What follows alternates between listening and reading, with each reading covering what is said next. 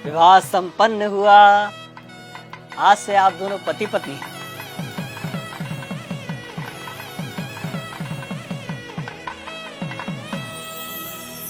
भाई साहब, पंडित जी को भी दक्षिणा देके निपटाओ बस। हाँ हाँ जीजा जी, याद है मुझे। पंडित जी, आपकी दक्षिणा। यजमान, मात्र 1100 रुपए दक्षिणा। अरे तो इतना हैरान क्या हो रहे हैं पंडित जी?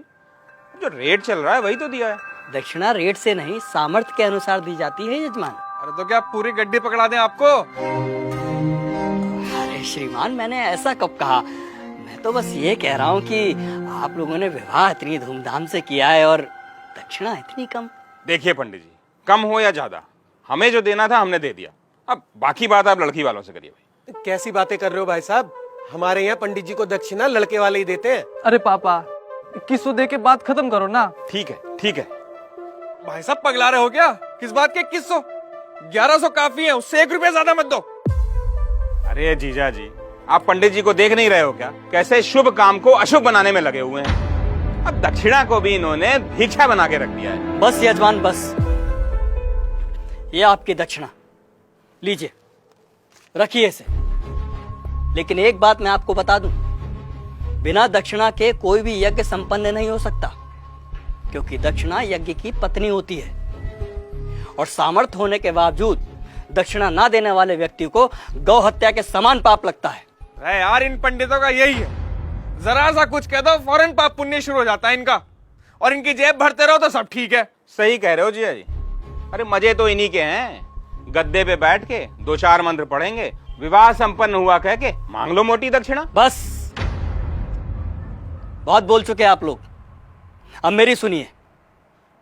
अरे आप जैसे व्यक्ति लाखों करोड़ों रुपए विवाह के खान पान, गहनों, महंगी गाड़ियों, आतिशबाजी और बैंड बाजों में खर्च कर देते हैं, लेकिन जब समय आता है पंडित जी को दक्षिणा देने का, तब आपके हाथ रुक जाते हैं, मानो पंडित ने दक्षिणा नहीं आपसे आपकी संपत्ति मांग ली हो।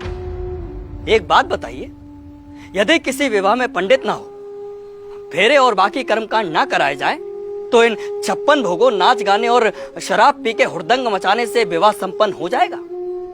नहीं होगा, क्योंकि विवाह में इन सब का कोई महत्व नहीं होता। लेकिन फिर भी हमारे समाज में वैदिक रस्मों की बजाय इन व्यर्थ के आडंबरों को बढ़ावा दिया जा रहा है। विवाह में फला बैंड आएगा, मेगा फार्म हाउस होगा, विवाह में आने वाले बारातियों को क्या और कितना शगुन देना है, इसकी तैयारी महीनों पहले शुरू हो जाती है। और मंडप में अगर पंडित सुपारी मांग ले तो आप कहते हैं कि अरे पंडित जी भूल गए। क्या यही तरीका होता है विवाह का? और आप क्या कह रहे थे प्रकाश जी कि पंडित का काम ही क्या होता है? आराम से बैठ के 4 मंत्र पढ़ देना और दक्षिणा के लिए हाथ फैला देना। तो श्रीमान सुनिए, विवाह गुड्डे गुड़ियों का खेल नहीं होता, 7 जन्मों का अटूट बंधन है, जिसमें पंडित मंत्रोच्चारण करके देवताओं का आह्वान करता है और वर वधू को परिणय सूत्र में बांधता है। इसलिए पंडित और उनके द्वारा किए गए कार्यों की कुछ तो मर्यादा रखिए। उन्हें दक्षिणा भीख समझकर नहीं, आपको जीवन की सबसे बड़ी खुशी देने के लिए दीजिए। पापा, कब होगी विदाई? वो बाहर BMW वाला नखरे दिखा रहा है, कह रहा 2 घंटे लेट हो गए, 50,000 रुपए मांग रहा है।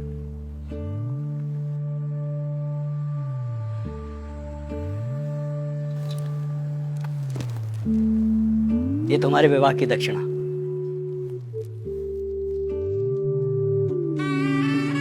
खुश रहो।